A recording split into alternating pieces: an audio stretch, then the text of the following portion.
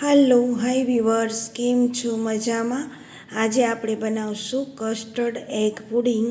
તો એના માટે આપણે પહેલે ખાંડને કેરેમેલ કરી લઈશું. તો આપણે એક પેન રાખી દીધી છે અને ગેસ ઓન કરી દીધો છે ને આપણે 50-60 ગ્રામ ખાંડ લીધી છે અને આપણે કેરેમેલ કરી લઈશું. તમે વધુ ખાંડ લેજો, મારી જરાક ઓછી પડી હતી. 100 ગ્રામ જેટલી લેવાની છે ખાંડ. મેં 50-60 ગ્રામ લીધી હતી, ઓછી પડી હતી. ને આ રીતે આપણે કેરેમેલ કરી લઈશું. અને બહુ ડાર્ક કેરેમેલ નથી કરવાનું, નહીંતર કડવું લાગશે અને ટેસ્ટમાં મજા નહીં આવે. તો આ રીતે તમે થોડુંક જ બ્રાઉન કરવાનું છે કેરેમેલને. ને આપણે આ રીતે તપેલીમાં સ્પ્રેડ કરી લઈશું. ને આપણે આ એક બ્રેડ લીધી છે અને એ ક્રશ કરી લીધી છે. ઝીણું ખમણ લીધું, 1.5 ચમચી કસ્ટર્ડ પાવડર, 150 ગ્રામ ખાંડ દરેલી, 3 ઈંડા અને 1 કોથળી દૂધ, 1/2 લીટર.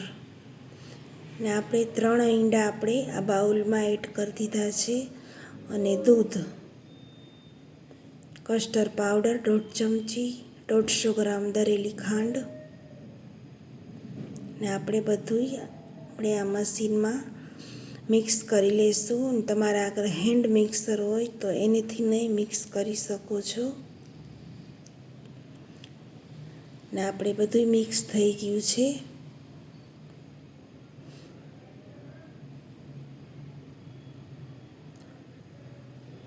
હવે આપણે એને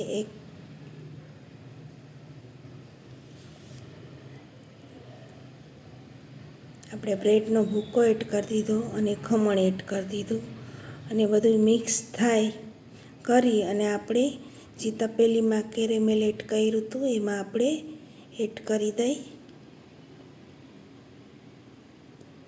ને એક ફોઇલ પેપરથી આ રીતે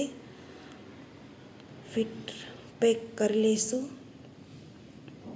ને આપણે એક બાજુ પાણી ગરમ મૂકી દીધું છે અને આપણે અડધી કલાક એને થવા દઈશું. આપણે અડધી કલાક રાખ્યું હતું અને સ્ટીમ એની રિલીઝ થવા દીધી છે. ને આપણું જોઈ લઈ કેવું કેરેમેલ પુડિંગ બન્યું છે. તમે જોઈ શકો છો, મસ્ત સેટ થઈ ગયું છે. હવે આને 3-4 કલાક આપણે ફ્રીજમાં રહેવા દઈશું, પછી આને ડિમોલ્ટ કરશું. આપણે 3-4 કલાક ફ્રીજમાં રાખ્યું હતું. હવે આપણે એને એક પ્લેટમાં કાઢી લઈ. ને તમને મારી રેસીપી સારી લાગી હોય તો મારી ચેનલને લાઈક સબસ્ક્રાઈબ કરજો અને વિડીયોને લાઈક શેર કરવાનું ન ભૂલતા. આપણે પલટાવી લીધી તપેલી. તમે જોઈ શકો છો આપણી પુડિંગ કેવી સરસ બની છે. હવે આપણે સ્ટ્રોબેરીથી થોડી ગાર્નિશ કરી લઈ.